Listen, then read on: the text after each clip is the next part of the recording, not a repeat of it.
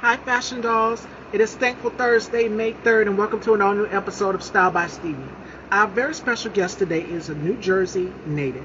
I'm super excited to have him here on my show today, Fashion Dolls. He's a fresh new face, and he also grew up in Philadelphia as well, too. Joining me today, ladies and gentlemen, his name says it all, Eternal Sincere. So without further ado, let's welcome my very special guest.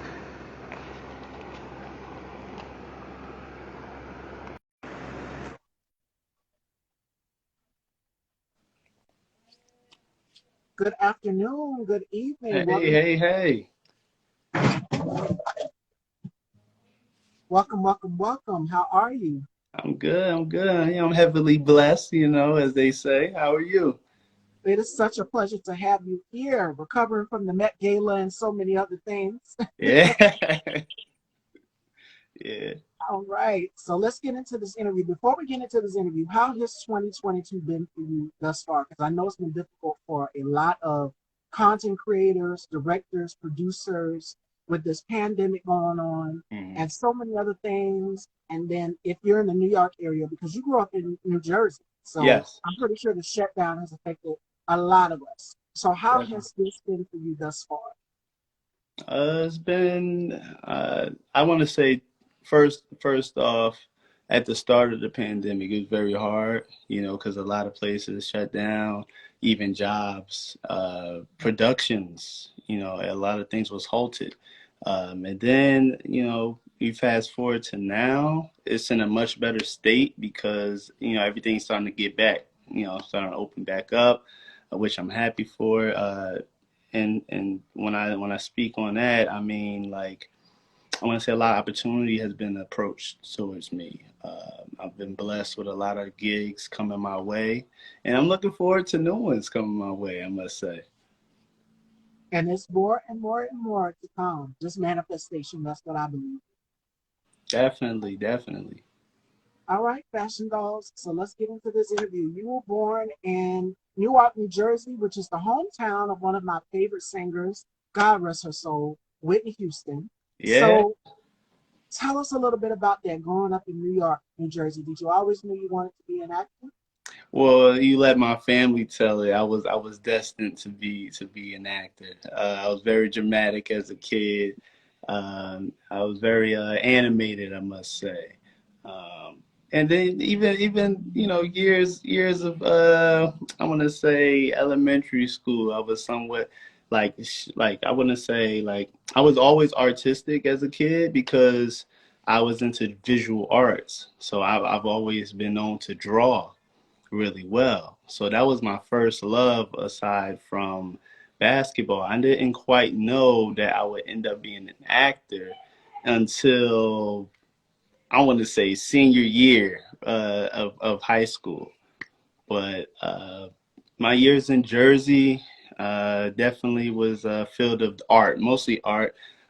In second grade, I had a chair presented in NJ which is like a real big art center in Jersey.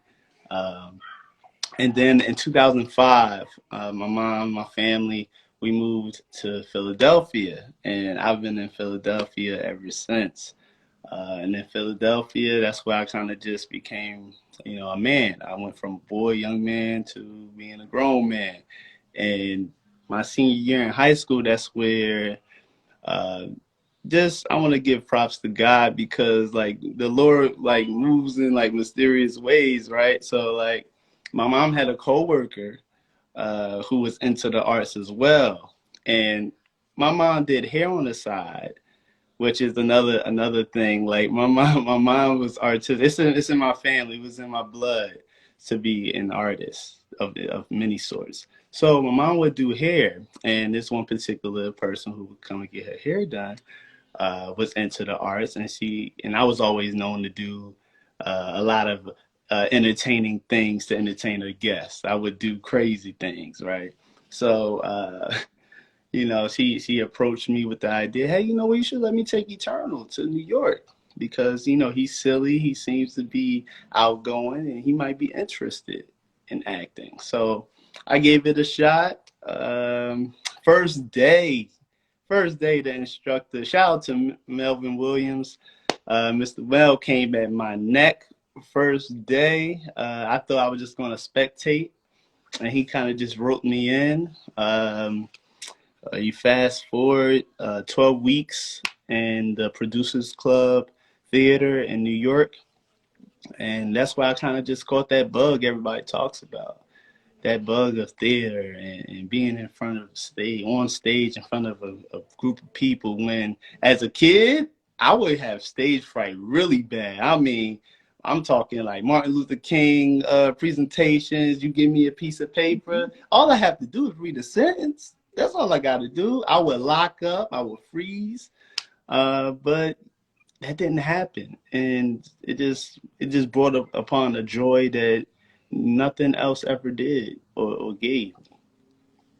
So, what was it like you being young, transitioning from New Jersey to Philadelphia?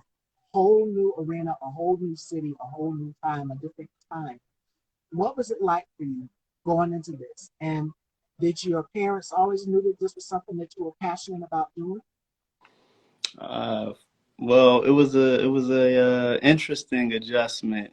First of all, I'm gonna start with the lingo, I'm gonna start with the lingo. I had a big misunderstanding my first day in a Philadelphia school.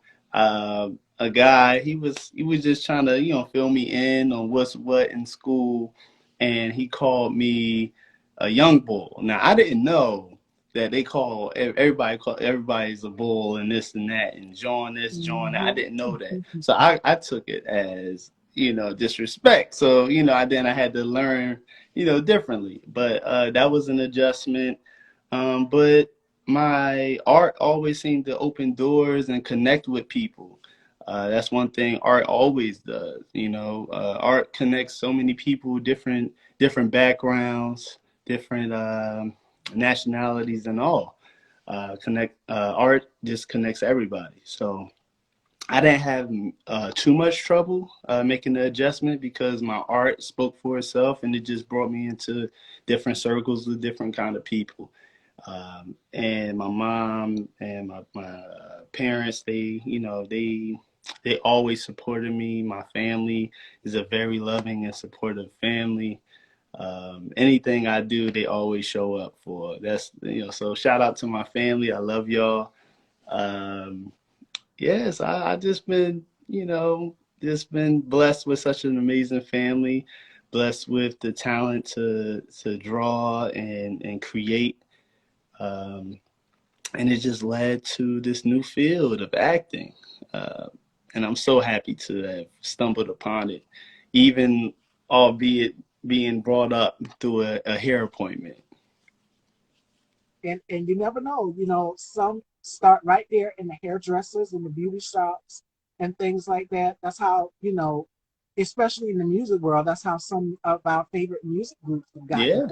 formed. Like En Vogue, one of the girls in the girl group En Vogue, Maxine, was actually a hairstylist before she got in the Wow. group. So yeah, you never know. You never Yeah. know. You can find talent in the least unexpected places. Supermodel Kate Moss, she got discovered right there in a grocery store. So you never Yeah. know. There's always something new. You never know where your blessing could lead. So with this blessing, you attended um, New York School for Arts. You attended some art classes and creative acting classes in New York. What was that experience like?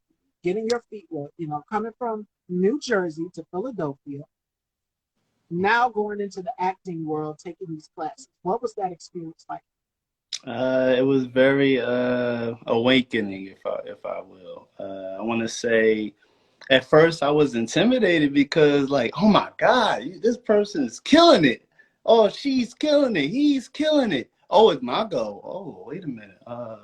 How do I measure up to these guys? This is my first day. This person looks like they've been doing it for years. But I want to say the room was welcoming. Even though my instructor, he's very edgy. He's very edgy. He's not for everybody, and we just having to click. He's very hard on you, but like if he sees potential in you, he brings out the best out of you. And that's what happened. You know, at first I was very nervous and in my head. I was constantly comparing myself to other people, you know, but then I just focused on the art. He just told me to focus on the art. It's not about eternal, you know. When you get a character, you're no longer eternal sincere. You're this character, you know. So you have to use, you know, life experiences that you've been blessed with, and also create off of that and then apply it to what's on paper. So it was a great experience, and I just saw the love in everybody's eyes when you perform and you see the hard work that everybody put out, and then you see like the outcome of it being such an amazing outcome that it inspires people and it entertains people and it also teaches people. So that's just things that I just look forward to.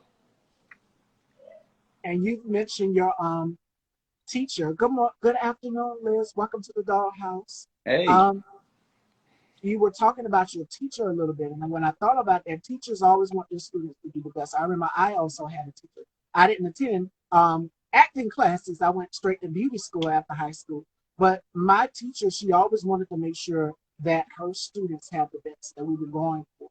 You know, wow, when we went to state board to take that test, she was on it. She made sure that we stayed in that refresher course, in that book, that we practiced for practical and theory. It was a whole lot. So teachers just want the best. You know, they can be like that in a way. They'll stay on your tail. There's always going to be that one teacher that's going to stay on your case because they want you to do definitely. well. And these are life skills that help you along the way. Hmm. So, with that being said, you've also showcased your talent in the Producers Club Theater. What was that experience like for you? It was great, and that was my first real experience in a theater. Up to that point, it and black box is different. Like, you know, when you go to a major theater, you have like feet. You have a whole bunch of feet ahead of you before you're amongst the audience. Well, black box is very like up close, personal, and intimate. Like it's very intimate, and that's something I really did love. At one point, I thought it would scare me, but when it came to showtime and the curtains came up, I was all for it. Like just the rush I would get before the show. It it's just undescribable. It's better than anything I could have imagined, for sure.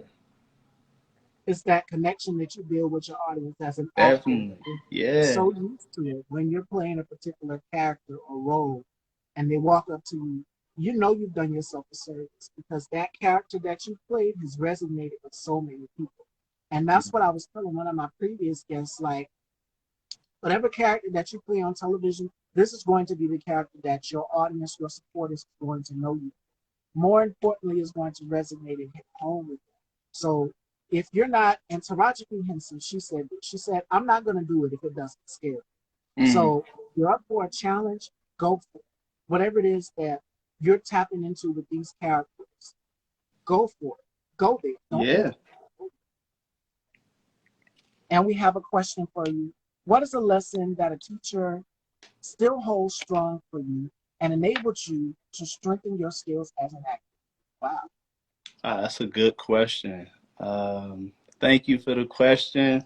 I want to say, I think I have to go back to Mr. Mel's lesson with my number one lesson, first day of class. He said, when you get a character, it's about that character. It's not about you as a person, as you know yourself to be. You have to now create something different. Yeah, you can have pieces of yourself within that because we all go through life experiences, and it's good to draw from those experiences to apply to your character. But sometimes it's not always you. It's not you. You're not going to get a description saying, "Oh, I just got to play eternal sincere." Okay, I could do that. You know, but sometimes you may get something that necessarily isn't in your comfort zone. So that was the number one rule and lesson that I learned that day. All right. And we're going to get into some of your roles because you've done some amazing roles as well too. You've starred in The Book of Nimrod, Fight Street, and Witness. Now, what is it like for you? You took the acting classes. Now it's time for the real deal. You're on set. What's running through your mind when you're on set? Like, do you ever have an out of body experience? It's like, wow, this has to be a dream. Somebody pinched you, or can this be real? Do you ever get that thought where it just Oh dawns on yeah, all the time. I could. This is when you know you love something, right? So you can have a day job, right? And you could be tired from that job.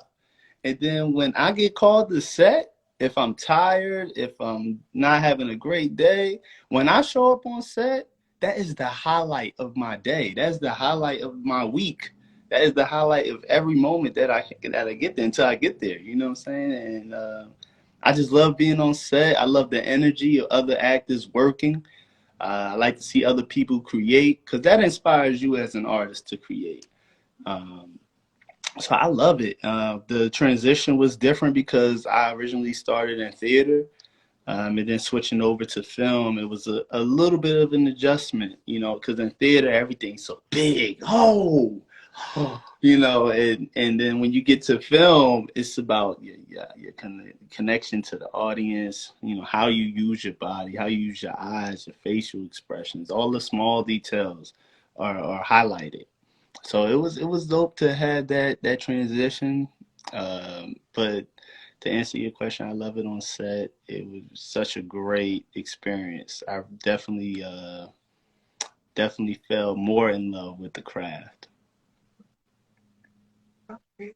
And we have another question. If I could take a walk with you as your search for character inspiration, what would be the first thing you would look Hmm, that's a good question.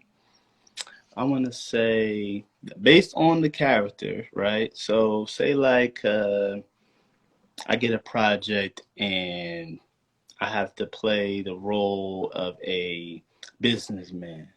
So my first stop is I'm gonna walk the streets. I'm gonna take the sub. I'm gonna wake up early. I'm gonna see the routine of people who have office jobs, people who commute to work, who has the briefcase and suit. Even the little details, even as like as small as how they grip the coffee mug, the coffee cup, and how they sit. Do they look tired? Do they look ready for work? Are they happy to go to work? And you just look for little details in that, even as small as how they speak and their body language. Absolutely. Absolutely. I did a horror film and Whew. shout out to Alex Jonte. Yes, I did. I did a horror film. Shout out to Alex, Jonte Productions. And for this character, he wanted me to have short hair. He wanted me to be a college. It was a college professor. I played a college professor, Okay. Professor Pierre, and she taught ethics class. So for me, this is my first time going into this acting, no acting experience whatsoever. Wow. I did the table read and nailed it with That's flying. dope. And when it came time to shoot the film the actual day, the funny part about it is I wish you guys all could see it. We kept going over each other's parts, saying each other's lines and stuff like that. That was the funny part. But we all got it right and the project came out amazing. And this is back in 2021. Oh. So Oh. yes, this was a learning experience for me. So when Hmm. you talk about learning, growth, change and doing things that you're not used to out of the ordinary, pulling that inspiration, um, it definitely hit close to me because this was nothing that I've never done before. And when he created this character, Professor Fair, he did it in my image and my likeness in a way because he's like, okay, what is she like? What is her personality? Hmm. I'm bubbly. I'm outgoing. I love to have a good time. I love fashion, so of course she was dressed to the nines. But yeah, it was just that one thing that I complained about, and it was short hair because at the time I had at least 30 inches of hair down my back. Oh wow, So that's yes, and I've got the card on my birthday. So when he said, "Okay, there's a catch," and the reason why he did it was because he was like, "I did not want you to look like one of the students. I wanted you to look like a established college professor. Hmm. You know, we're going to age you a little bit. So you have to be willing when the producer says, okay, we want you to change this, we want you to cut your hair, color your hair, we want you to gain weight, we want you to do this. You have to be willing to do it. But Definitely. once you do the project and you do the work, you can go back to what you normally were doing, which is changing up those things. So I did it and I like it. Another question for you from Liz. Shout out. What would you be willing to physically change for a role? Yeah, I'm willing, based on the role. I'm willing to do whatever it takes to really bring life to the role. Like I want to say, I have a beard today, but tomorrow I will have nothing. Like I cut it all off. In my past, I had a project.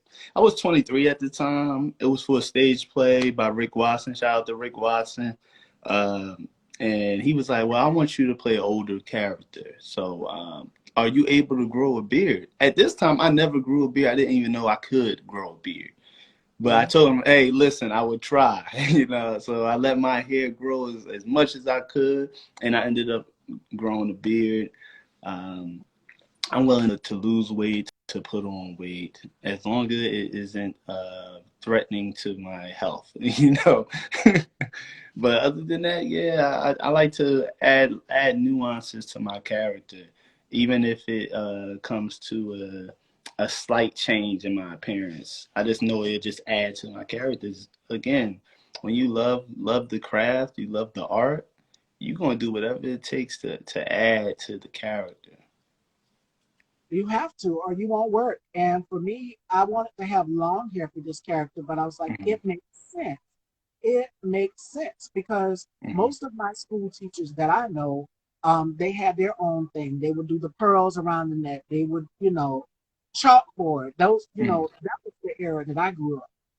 And for this particular character, he wanted me to just say, you know what, start over fresh, cut it off. Right. And it was like a new beginning for me, and I had did it, and it turned out perfectly. So when the producer says change something, you have to change it. And I thought about another great actor, Christian Bale, because I think Oh for yeah. one of his films, they said he had to gain a ton of weight. Kiki Palmer, she even had to do it. She for the what's the movie where she had the dreadlocks? I think it's called Pimp or something Pimp. like that. Yeah, pimp. Yeah, yeah. Yeah. And she cut it all off. This was like you've never seen her before because we used to seeing her as she played Chili from TLC. So we used to seeing Kiki in front of us as Aquila and the Bee and Hmm. things like that, or hosting a red carpet or a talk show. But Yeah. for this particular character, she gained weight. She got the tattoos and everything. So when the producer says change it, change it. And I think change is beautiful. I've gotten accustomed to it. So if you love fashion, you'll love change. So that's how I I see it. agree. I agree. Aside from a successful acting career, what is another goal of yours? Hmm. I want to say once I get to a certain level of my happiness with my acting career, I want to try my hand in directing. I have an eye for the camera. I have love for directing. I've seen it from afar. I've seen directors on projects I've worked on, and I always thought about the possibility and of doing something and creating behind the camera. Because even as an actor, sometimes I see a script and I'm reading the script and already I'm visualizing things. So that's just groundwork of something to come in the future. And aside from that, I'm big on mental health.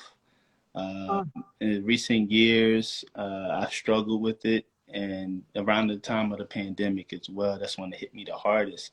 So, being someone who deals with that and forever working on bettering myself, not only for the world, but also myself and my family. So, I definitely do want to get into the director's chair and also become an advocate for mental health. Save First people's off, lives. yeah. Before, yeah. Um, I want to commend you as a black man for coming on my platform and opening up about it. Because this Thank 3 week, almost every guest that I've had has been all black men. The whole lineup this week is all black men.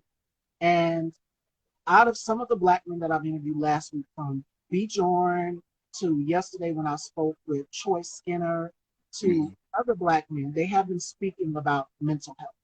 And we know that in the black community, when we talk about mental health, it's such a taboo topic. We're quick to sweep it up under the rug, like, no, there's nothing wrong. Right. I'm okay, y'all just tripping, I'll be fine. And then you go and you have a breakdown, you crash. We Mhm. don't talk enough about mental health within the black community. So, as for me as a black woman, as an African American woman, I want to commend you as a black man for coming on my talk show and being the beacon and leading by example and showing other black men that it's okay to talk about mental health. Because I'm gonna bring up this as an example. I was watching Good Times. Yeah, I was, I like my Good Times and Yeah, that's a Good classic. Yesterday. And there's one episode where James he came in flaming mad, and all I can remember was him slamming the chair against the wall. Everybody was like, "What's wrong with him?" Like he said, Mhm. they could not figure out what was going on with James. So when he went to the doctor, he was just like, "No," he was in and out. He just, like, "No, I don't need to go to no doctor. There's nothing wrong with me. I don't need to seek no counseling." That's the mindset that some black men have. Yeah. And I'm gonna say for the ladies who we're like that, we're stubborn too. But for some of us as black women, we're opening up and we're being transparent and vocal. Mhm. And I want to give a shout out to Taraji P. Henson if she ever sees this, because her, Jennifer Lewis, and Lil Wayne, and all of Big Sean, all of them have Mhm. been open and vocal about mental health. Yeah. And if you do not speak out about it, you're gonna become, rest her soul, Phyllis Hyman. You become Prince. You become Right. Michael Jackson. Under a microscope, we never see what goes on with a person Right. because they never really tell their story. And a Mhm. lot of people act as though, oh, everything is all picture perfect and fine. Like Right. right now, we're here on IG, we're on Instagram, and things get glamorized. Don't get me wrong, I love the glamour, but I also try to be transparent as possible to Right. give people just an insight into how I'm feeling. I suffer with anxiety, and I've been transparent about it, on this platform. Mhm. And people have been very intimate to tell me, I've been through this, you Right. know, to come. They don't even have to. I don't even have to really ask them. It just comes out and it pours out. Mhm. Once you develop a relationship or connection, as we discussed previously, in the beginning of this interview, with your following, with your base, they feel comfortable enough to be open. Right. And it's like B. Jorn said, or another actor that I've interviewed previously on this platform said as well. Also, they say you got to slowly but surely pull the band-aid back. Don't rip that joker off. Right. Slowly but surely pull the band-aid off, and then allow the wound to heal. And with that, again, I thank you for being open and transparent. When you said mental health, I said bingo, because that's something Yeah. that we don't talk enough about in the black community. We're quick to sweep it up under the rug, like, oh, there's nothing wrong with me. Right. And I'm a very spiritual person. I believe in God. I get up and I give God thanks every day for allowing me to see 28 years of life, Yeah. COVID free, in the middle of this pandemic. It's been tough. Mhm. I lost a family member to this day, Oh wow, sorry to hear that. pre-existing conditions, and it's been difficult. So, with that being said, we have to be transparent just a little about mental health. It's going to take time. Don't rush into it, Right. but healing takes time. Mhm. And I'm going to get to some of your questions and your comments. So, thank you for all that. Thank you. I've never really opened up. And we got a question from Rich. Rich wants to know: have you ever thought about being a writer? Mm. Yeah, I have some thoughts. I have some thoughts. I have thoughts of writing a story as well. It's funny because not too long ago I had a dream, a vivid dream of something I've never seen before. This is just 100% this vision was given to me of doing a film, and it was just so vivid. And I woke up, I was like, I had to write that down. That's something I could actually work on. It has the base of a great story. So I can definitely see myself writing in the future. But I'm just so keyed in on my acting career, trying to get that off the ground and get some good quality work out there to share to the world. That's definitely on the list. And it's going to come. I believe in manifestation. So whatever you put out there in the universe, it's going to come full circle. So that's what I definitely. So let me see. Did I miss any questions? We got another question from Liz. Realizing you are good at something takes self-awareness. When was that realization for you? Hmm. I want to go to visual arts for the first half of that question. Um, I want to say just seeing people's reaction to what I would create on paper, like just seeing everybody's reaction, and as a kid, and even when we moved to Philly, I went to a performing arts high school, Kappa. Shout out to Kappa for visual arts, and to see fellow artists like what you create and you feeding off of each other, that kind of gave me confirmation. Like, hey, you know what, Eternal, you're pretty good at this. You're pretty good at this, and it definitely gave me a huge confidence boost. As far as acting, I want to say just the reassurance from my family and my instructor, because at times we can become so hard on ourselves. I'm very victim of that, being so hard on myself. I set the highest standards. I can have expectations, and if there is any mishaps or change in the direction in which I wanted to go, sometimes you can become very anxious, and you just feel like you're just all over the place, and then you panic. But my instructor instilled confidence in me by simply just saying, Eternal, I could really see you having a bright future in this if you stick with this. And again, when you're in community, just that's why community is so important when you're amongst the creatives. Just community. So it's important to be around people who bring positivity and peace around you. It's so important because if you're around the wrong type of people and you're trying to create and bounce ideas off of, and somebody's always negative, it's always going to drag you down. It's always going to drag you down. So I'm a big fan of community, building great community, and encouraging one another. And having that solid support circle. Definitely. One who behind you 100%, family, friends, and your support. All right, Fashion Dolls, it is time for our games with Eternal. The first one is called the Rapid Five, and then we're going to do a new one called This or That. So he has two choices for each thing, and he has to choose which one he likes the most. So the first one we're going to start off with is the Rapid Five. And Eternal has to tell us five things that he can't live without. Ah, mm, that's a great one. So first, I can't go without Netflix. Okay, I can't go without Netflix because it is some of the projects on there just inspire me to create, and you think of new ideas and stuff to bounce off of. I can't go without family. I can't go without love. I want to say friends, but you can kind of stack that with family as well. I want to say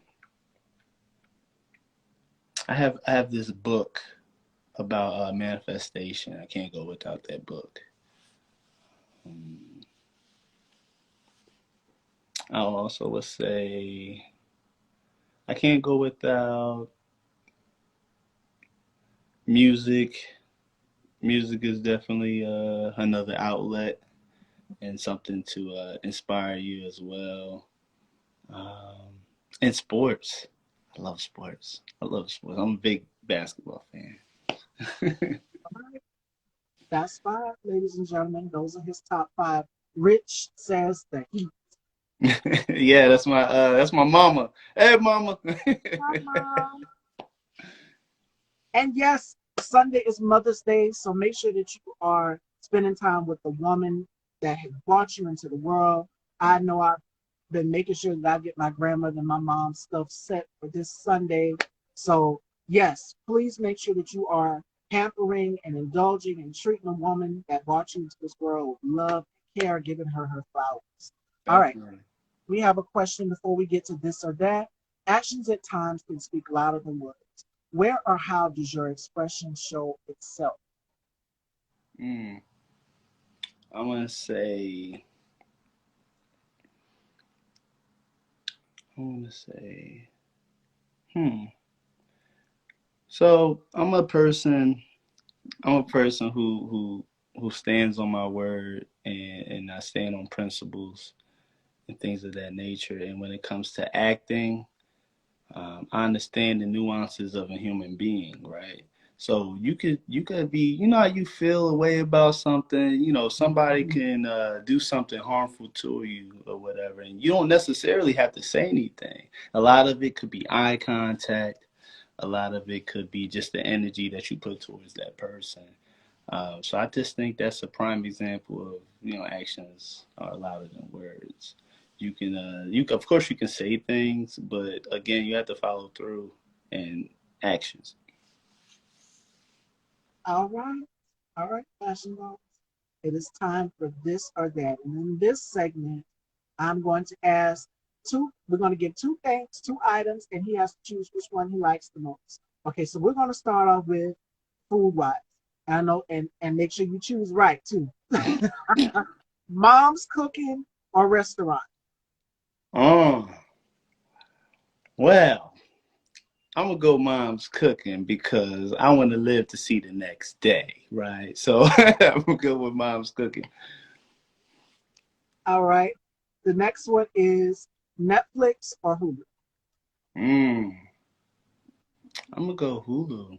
I'm gonna go Hulu. I'm gonna go Hulu. I've been big on some of the shows I've seen, such as This Is Us. I love that show. Snowfall. I love Snowfall. All American. So yeah, I'm gonna go with Hulu on it. Try something different. Okay, okay. Fruit Loops or Applejack? Um, I'm a Man, that's a tough one. I'm gonna go Apple Jacks. I'm gonna go Apple Jacks because I'm a big fan of the cinnamon and apple and whatever. You know, so I'm gonna go Apple Jacks. All right. Steph Curry or Michael Jordan? Ooh, that's easy for me. I'm gonna go Jordan. I'm gonna go Jordan because he played both sides of the ball. He played both sides of the ball. I love what Steph Curry has done for the game. He's definitely changed the game. But I just gotta respect OG. Gotta respect OG. All right. We talked about manifestation.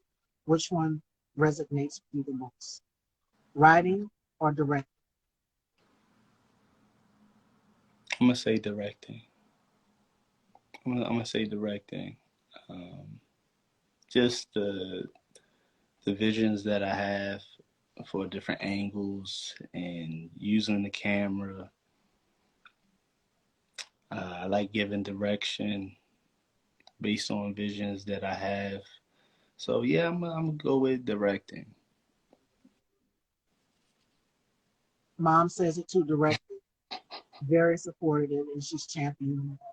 Again, Mother's Day is Sunday. So Yeah. make sure that y'all are pampering the women in your lives, giving Yeah. them, treating them like queens. And Yeah. we got a question for you right here. What is your power word? Why? My power word. Hmm. Power word. I'm gonna say love. I'm gonna say love. That's my power word because God is love, and I operate in love in ways that He will want us all to work and move by. So I'm gonna go by love. I love the craft, so I'm gonna put everything I have into that. I love my family. I love my friends. I love all my loved ones. So I'm gonna make sure I have that feeling felt.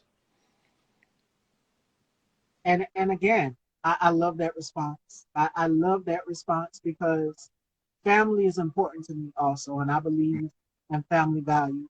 Almost every guest that I've had on my show, they said I can't do it without my child. I can't do it without my family. It's important to have you have these people there behind you 100%. And I said this on the show, the previous thing. Have people in your corner that are going to hold you accountable, that are going to call you out and let you know when you're wrong. And I know me and my mom have a very good relationship as well too. And I try to be transparent with that as well a little bit. Mm. She'll hold me accountable, but so far I haven't really done anything lately. But it's just been my girlfriend. Shout out to my girlfriend Felicia. I know she's watching, and my girlfriend Stephanie, and so many others that'll be like, okay, sis, they'll give you that nudge on the Hmm. shoulder. The real friends that'll be there, they will give you Definitely. that nudge and they will let you know, like, okay, you know what you did is wrong. We all have consciences, so keep those people in your circle. I'm telling you. It's so essential. How do you feel about the following words and why? Lights, applause, lines, and speech. Lights. So many feelings come about when you think lights. Because lights can be a bright spot in someone's dark room. Mm. Lights can be action. Lights can be power. When you think applause, I feel love. I feel appreciation, um, and genuine energy. That's what I feel. Lines, direction. I would say direction with lines, boundaries, and I want to say discipline. And with speech, man, speech is just language. Is language. Is connection. It's life. I want to say life because what you say, can be brought to life. So it's always important to be careful what you say. Be mindful. What inspires you the most? What inspires me the most? That's a great question. Um, there's so many things. I want to say, hmm, what inspires me the most? I have so many broad answers. I'm trying to narrow it down. Um, I want to say, albeit being near Mother's Day, my mom inspires me as well. Growing up, seeing how she moved, hell and earth for raising me and underneath the conditions that she's had to deal with, seeing her become the woman that she's become with two kids, doing what she does. It's just very inspiring. And recently, a few years ago, we lost my grandmother, Lovey. I'm Uh, sorry. shout out to Lovey. She was my best friend. Definitely more than a grandmom to me. She was like my second mom, and she inspired me. Just her strength, her grace, and how she moved with love. We have another question. And mom says, yep, love you. Let me see. Liz type something. What or who has been your greatest relationship? I want to say God has been my greatest relationship Oh, because again, when I was in a dark spot in 2020, when the pandemic first came, I was in a very dark spot with mental health, and my relationship with God reemerged and really led me back to who I am, things I stood for, things I believe in, things I love. what is a role that has challenged you and all your skills? Mm. Uh, I want to say I'm gonna give a backstory before I give my answer. So early on in my acting career, um, I would always get roles of being the ladies' man based on how I looked. Um, so I was always just getting casted as the ladies' man, the womanizer. Um, so my acting instructor, he gave me a role, whereas though I was a ghost of a child who was aborted, and he haunts the mother every year whenever she gets in a new relationship or whatnot. And I had to be very cold and mean towards this woman, and that was the challenge because I'm naturally a warm person, so it was definitely a challenge. I'm always smiling, so it was a challenge at first to just remain in the moment and go all in for its character. And stepping out again, it goes back to what I said, stepping outside of your comfort zone, doing things Mm-hmm. that you normally do. All right, Fashion Dolls, any last minute questions for Eternal before we conclude? And before we wrap up this interview, while we're waiting on everybody to get their last question, what is something that you want to leave behind? Because we talked a little bit about legacy in previous episodes before. What is something that you want to leave behind to make your mark on the world, to let people know that Eternal is here, Eternal is done what needs to be done? Mm-hmm. Well, I want to create work that inspires the next kid in Jersey or in any inner city of anywhere else in the world. I just want to be an inspiration to the next generation, as a lot of the greats did for me. As a kid, you see, such great art around you. You might see murals in the inner city that inspires you. Hey, I want to draw a picture. You might see a movie. Mm-hmm. Um, for me, that's what Denzel Washington is to me. Then watching Denzel work and the projects he's done, the effort and work that he's putting behind it is phenomenal. It's definitely something that made me want to say, I want to go to that level. I want to hit that level. I want to go that deep into a character. And we've got one question for you. If you were allowed to travel back in time, where would you go and why? Man, I want to say I would go to the '90s. Even though I'm a millennial, I feel like I'm above. I'm not quite uh, fitting in with my generation because of my old tendencies. Uh, I'm just a throwback personality, you know. Mm-hmm.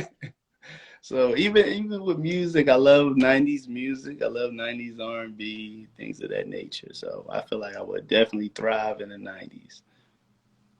Okay, okay. Any last minute questions, Fashion Dolls? Mom says pop pops. She been calling me Pop Pop since I was a kid.